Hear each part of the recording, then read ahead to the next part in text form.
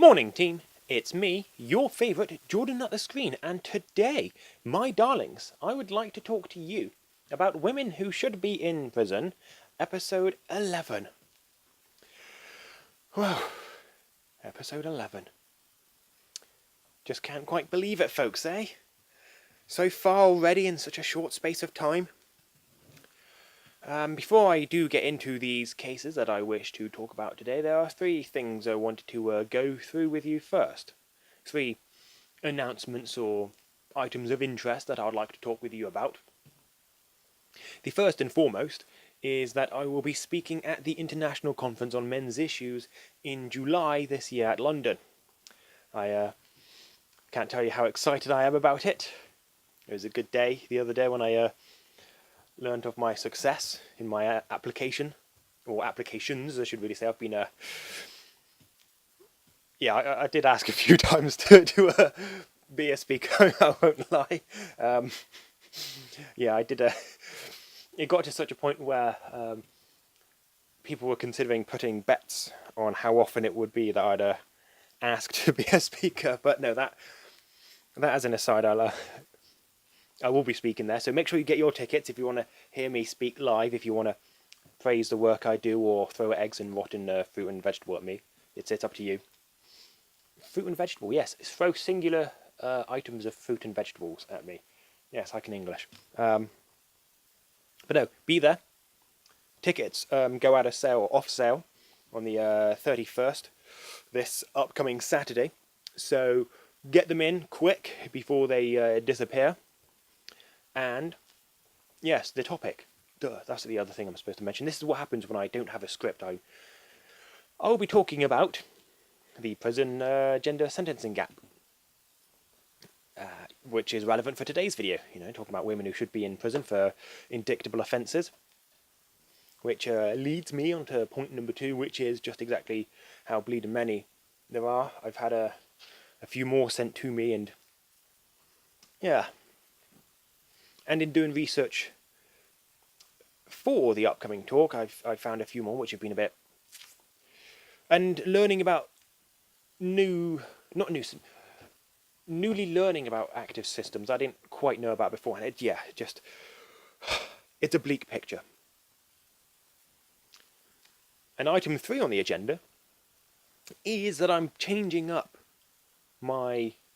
hit the microphone. I'm changing up how it is I format each of the cases when I discuss them. I won't be doing it for every single case because, I've only got 3 on here and I've got like 2,000 words, or just shy of 2,000 words, whereas previously I could easily get 4 or 5 in 2,000 words,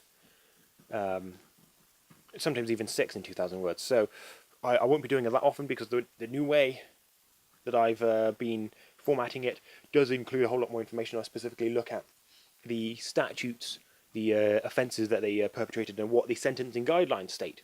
And then I compare their sentencing guidelines to what it is they received.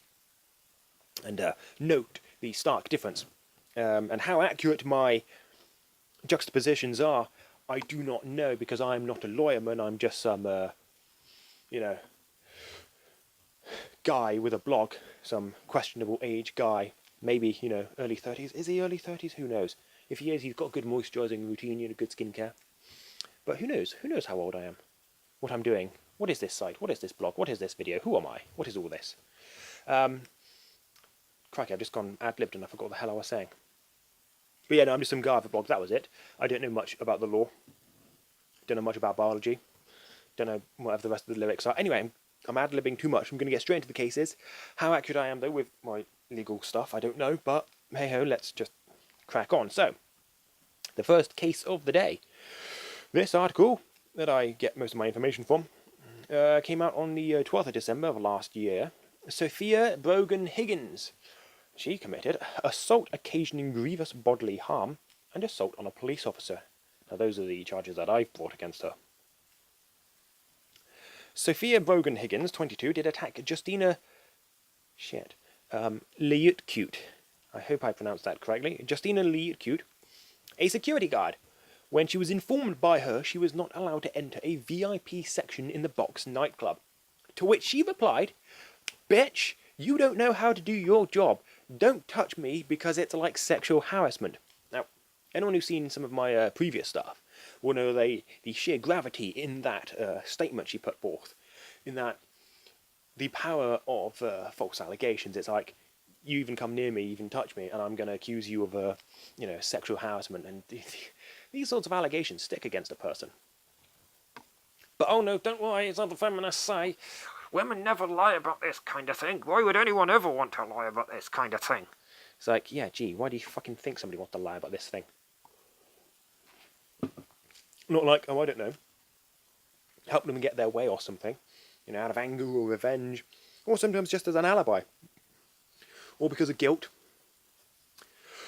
Anyway, yes, I'm ad-libbing.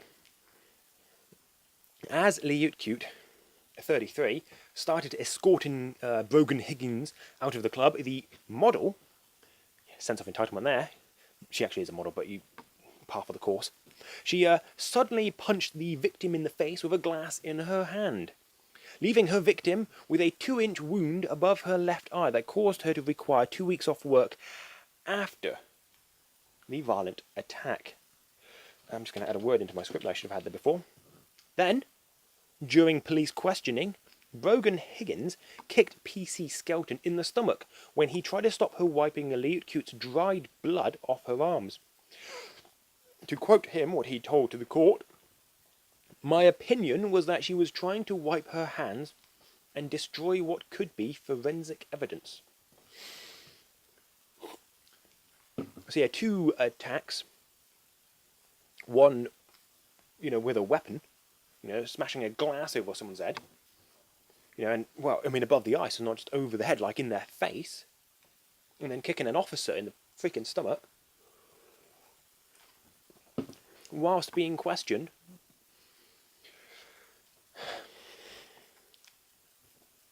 So, you hear the seriousness of those charges, right? The context I've just given you there, the picture I've just painted.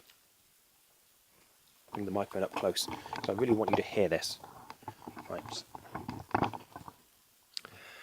The suspended sentence allowed Brogan Higgins to go to Cape Town, South Africa, with the judge adding, "I hope the trip to South Africa goes really well and sets you off on a good path." And it's actually because of that trip to South Africa why they asked for a suspended sentence. She wanted to go over and help animals. So the judge was like, "Oh, okay. Don't matter that you psycho bitch drunkenly smashed somebody over the head with a glass, put a massive injury in their face. You threatened to essentially falsely accuse someone of a sex crime, and you kicked a police officer in the gut. You assaulted a police officer, whilst they were in the execution of his duty. Yeah, don't worry about it. Don't you worry about it, because, you want to go to South Africa and be with animals. You want to go to Cape Town on a cute little holiday. We'll just suspend the sentence. Don't you worry about it." Remember Lavinia Woodward? Too pretty to go to jail? Here it is, some model bitch. "Oh, I'm just too pretty." Well, she didn't actually say that, but I'm just... maybe it's Lavinia Woodward 2.0. Actually, that's unfair on this bitch. Lavinia Woodward was just on a fucking another level. She was a psycho. So, let's look at the legislation. And as I stated, and I'm repeating now, stated earlier and I'm repeating now, I'm not a lawyerman. I'm not a barista. I'm not a solicitizer. So all these words I got here on the screen that I'm reading up to you now, I just copy and pasted from the .gov website and from sentencing... what was the website? Sentencing guidelines, that was it. So, whether or not I'm applying it correctly is up in the air. So, let's get cracking before I keep making all these disclaimers. Common assault or actual bodily harm, an injury that is more than transient or trifling, lifts a charge from common assault to actual bodily harm, ABH, contrary to Section 47 of the Offences Against the Person Act 1861. In the Charlie Alliston case, the family of the victim, I forget her name, the lady who fell down and whacked her head, They complained that such an archaic law was being used. Offences Against the Person Act, yes, it is archaic, but it's never needed to really be scrapped. It has been updated here and there. Anyway, why am I saying this? Why is this relevant? It's not. Although, there may be exceptional cases where the injuries suffered by a victim are not serious and would usually amount to common assault, but due to the presence of significant aggravating features, alone or in combination, they could more appropriately be charged as ABH. Unlawful wounding or inflicting grievous bodily harm contrary to Section 20 of the same Act, the 1861 Offences Against the Person Act. The offence is committed when a person unlawfully and maliciously either wounds another person or inflicts grievous bodily harm upon another person. It is an either-way offence, which carries a maximum penalty of indictment of 5 years imprisonment and or an unlimited fine. Summarily, the maximum penalty is 6 months imprisonment and or a fine not exceeding the statutory maximum, which I think is £5,000 if memory serves. Wounding means the breaking of the continuity of the whole of the outer skin or the inner skin within the cheek or lip. Considering her victim suffered a 2-inch gaping wound in her face, I think this is included.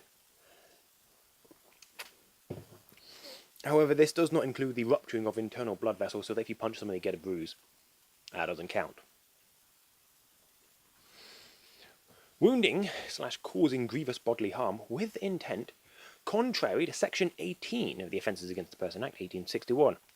This offence is committed when a person unlawfully and maliciously, with intent to do some grievous bodily harm, or with intent to resist or prevent the lawful apprehension or detainer of any other person, either wounds another person or causes grievous bodily harm to another person. It is an indictable-only offence which carries a maximum penalty of imprisonment for life.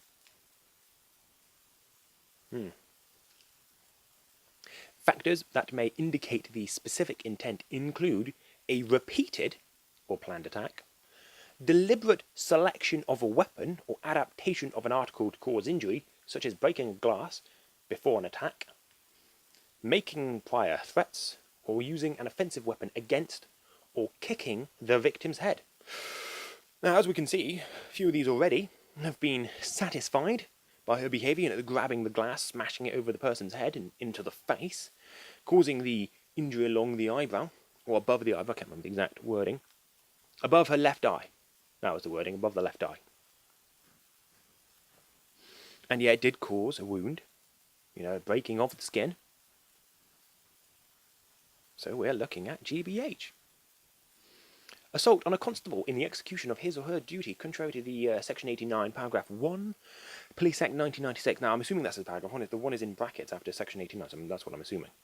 Hopefully any lawyermans in the comment section will be able to correct me if necessary. The offence is committed when a person assaults either a constable acting in the execution of his or her duty or a person assisting a constable in the execution of his or her duty. It is a summary-only offence which carries a maximum penalty of 6 months imprisonment and or a fine not exceeding the statutory maximum, £5,000 I think that is.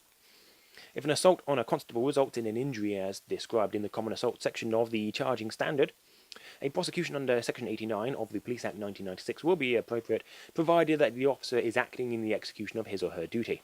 So, repeated attacks, using a weapon around someone's head, causing a wound, drew blood. Person suffered psychological impacts of it. Had to take 2 weeks off work. And physiological impacts. Should be quite hefty, was it? Hang on, there was one earlier where I said life imprisonment.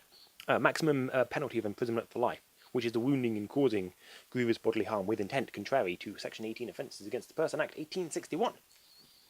Which is what I took from the, where did I get that from? I think that was the .gov website. Which one was it? What if I've got a couple of links? I can't be bothered clicking through them now, but all the links will be in the script Rooney, which will be in the box below.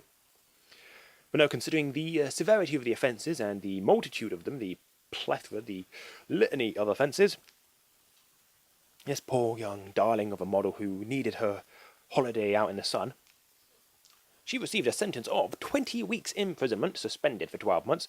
She was ordered to pay £250 compensation to Miss Liutcute, £50 to PC Skelton, and costs of £920.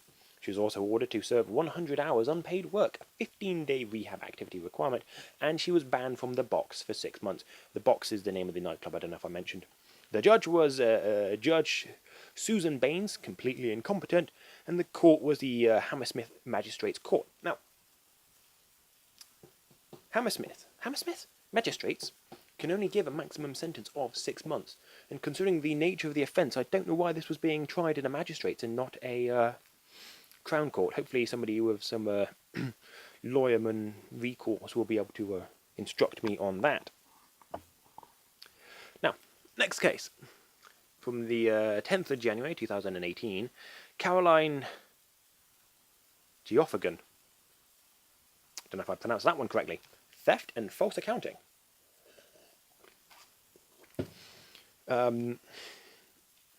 Caroline Geoffrigan, 45, from Seaford, East Sussex, did start taking petty cash from her employer, Eastbourne accountants Plummer Parsons, in June of 2015. She had been with the company for 10 years. She continued and upgraded to paying out about £21,000 of cheques to cash, graduating to raising 2 cheques for each invoice. Her deception continued until August of 2017, when she was caught out by a random twist of fate, by which time she had paid herself the wonderful sum of £133,698.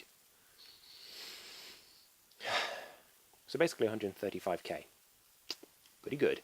Fair play. A lot of money. The first one she made out to herself by having the client's name imprinted on cleared tape, then getting one of the partners to sign off it. Then she would take off the tape and substitute her own name. Now, you'd have thought they would have seen the tape on there. Never mind. Geoffrigan opened up 3 bank accounts specifically to deposit the stolen money. It came to light in August when a client contacted the company querying a payment. The computers had gone down to a power cut. Mrs. Geoffrigan was on leave, and somebody else looked into it, and they discovered a number of cheques made out to her benefit. Judge Recorder Joshua Swirsky agreed to suspend Geoffrigan's prison sentence after hearing she had paid $108,000 of the money back. I don't like that wording. It says she had paid $108,000 of the money back. Here's the reversal. Here's the bait and switch. You ready for this? After her elderly mother released the equity in her home. Her mother's like in her 80s, and she had to remortgage the house to pay off her daughter's stupidity. Yeah, can't accept freaking responsibility for her actions, gets other people to shoulder the weight of her bad behaviour.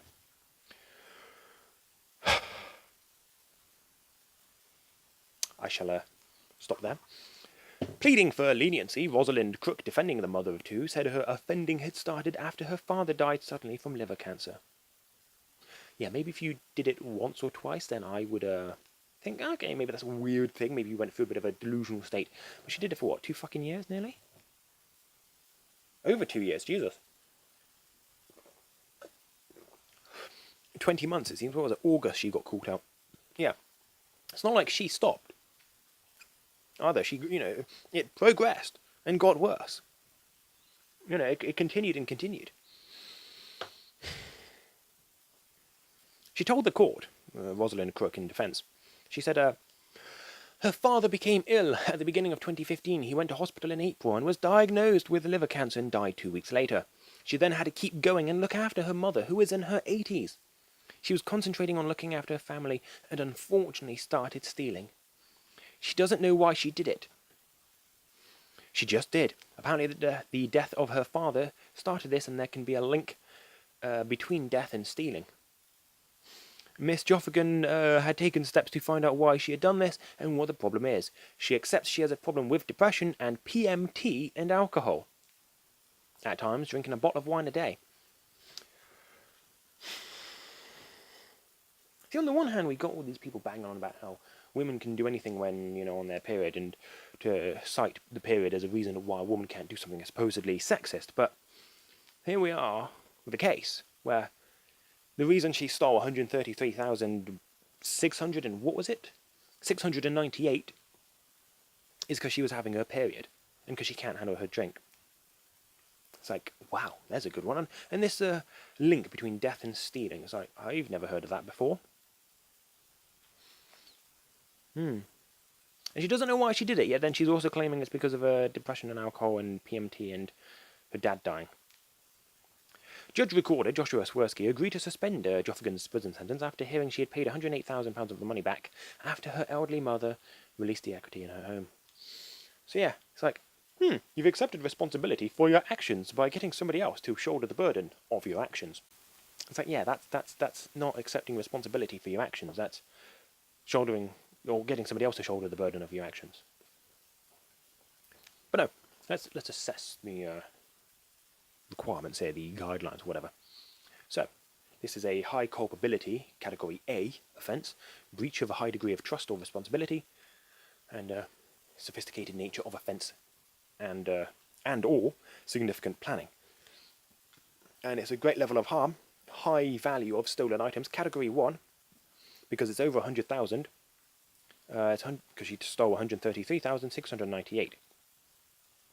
So according to the Sentencing Council, the theft perpetrated, contrary to the Theft Act of 1968, met the requirements of Category 1 harm and Category A high culpability, which states a sentencing starting period of 3 years and 6 months custody, with a category range of 2 years, 6 months, up to 6 years custody. Factors: increasing seriousness, offence committed over a sustained period of time, check. Attempts to conceal or dispose of evidence, check. Established evidence of community/wider impact for others, issues other than prevalence, and that is a check as well. I don't know why I'm saying check like that, I just am. Factors reducing seriousness or reflecting personal mitigation. I'll grant her there were some. No previous convictions or no relevant/recent convictions, not that I could find.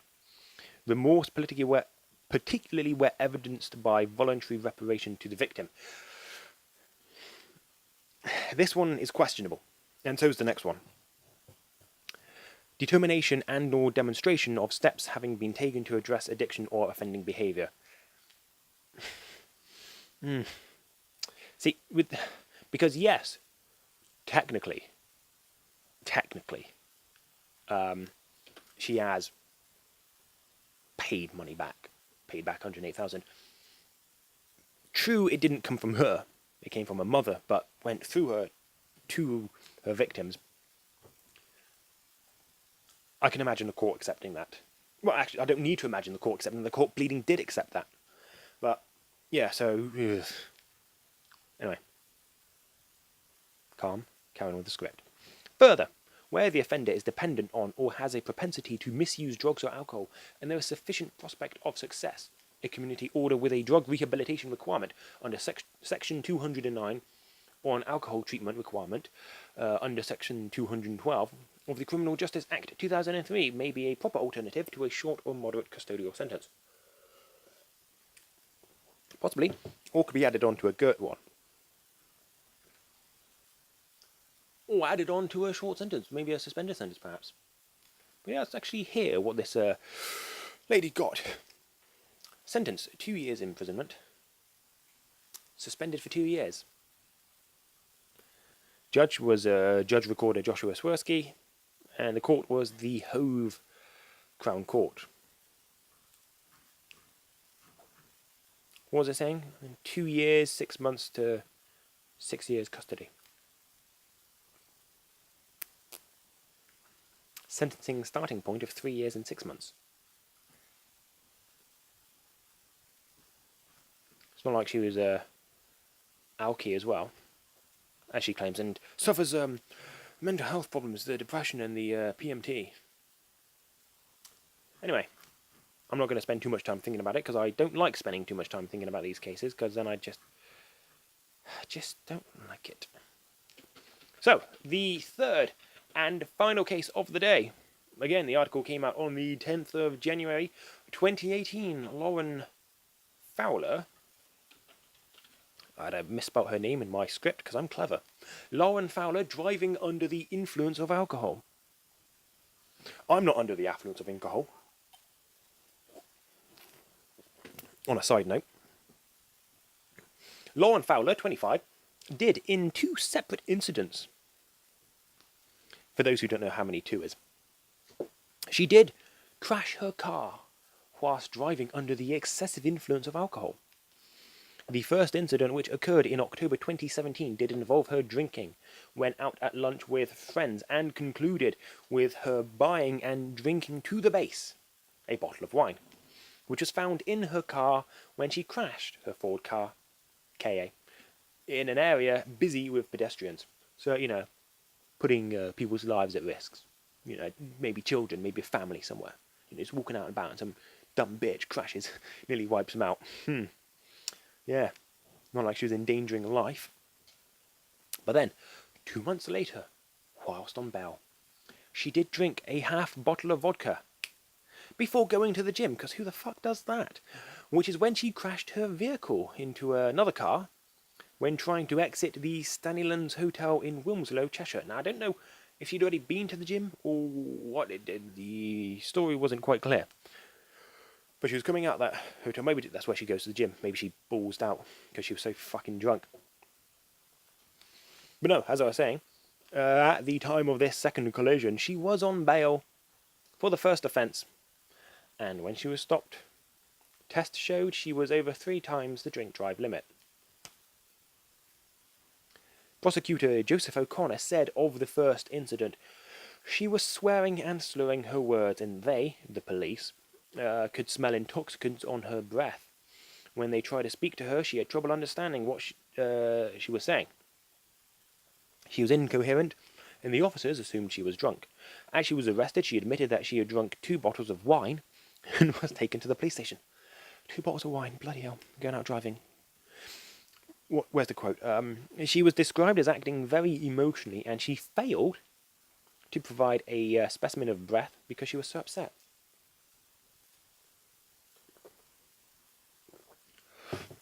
Not that that excuses her behaviour. You know what the justice system is like. I do, unfortunately, now, after having done these cases for so long. Fowler, a first-year doctor. Quite an attractive chick as well. I'm getting more echoes from the past coming through. She broke down and wept in court. The ultimate sign of remorse. She's innocent, let her go. She broke down and wept in court as the judge was told of her offending. It crossed the custody...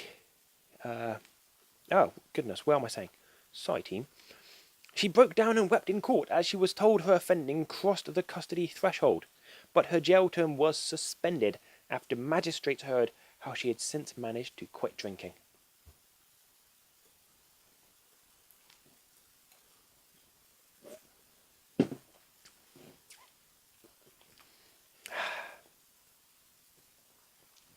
Yeah, good.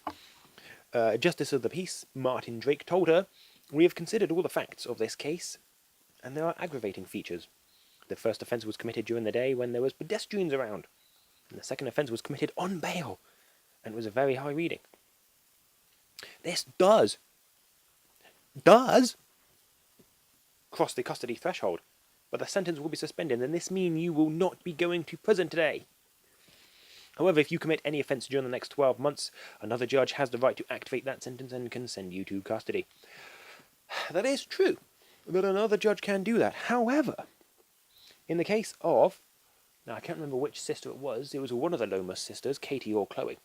She was out on a suspended sentence. But, no, not yet out on the suspended sentence. Basically, yeah, she had 2 suspended sentences at the same time, and neither of them were activated. So the idea that, if you've got a suspended sentence, it will get activated if you do more crime.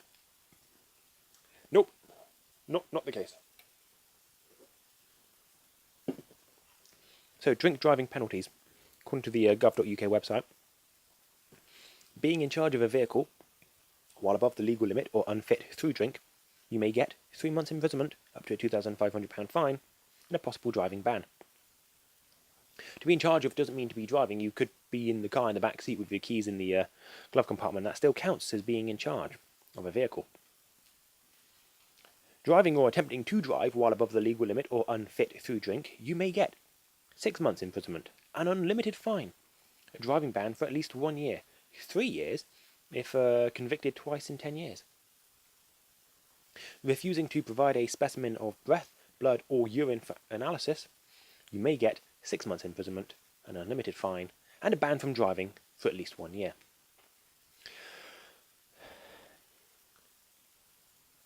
According to the Sentencing Council, as Dr. Fowler was more than 3 times over the drink drive limit, the starting point is 12 weeks custody.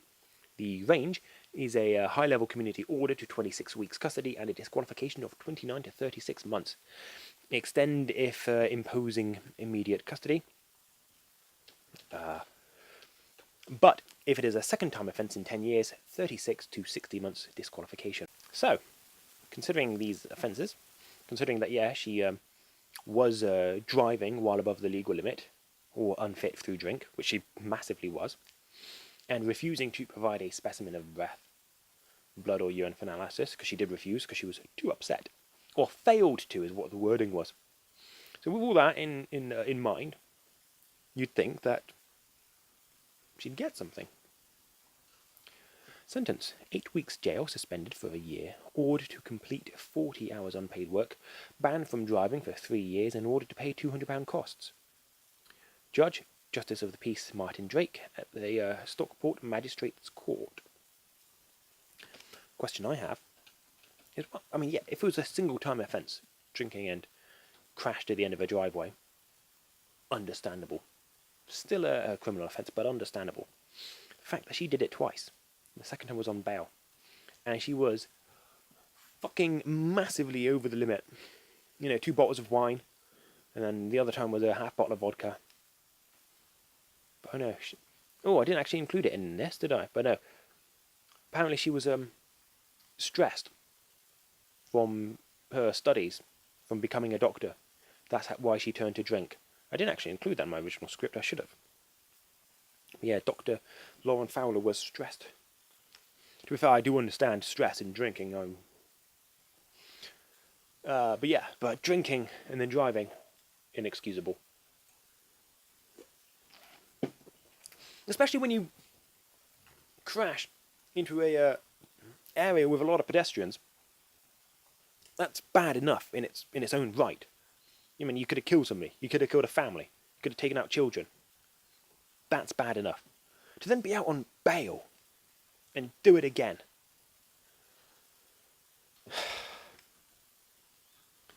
And Justice of the Peace, Martin Drake, nah. Don't worry about it, love. Don't worry about it. You didn't mean it, did you? No, of course you didn't. You're just an innocent whammons. I could never send you to jail for this, for essentially risking the lives of innocent people. Could have killed a fuckload of people.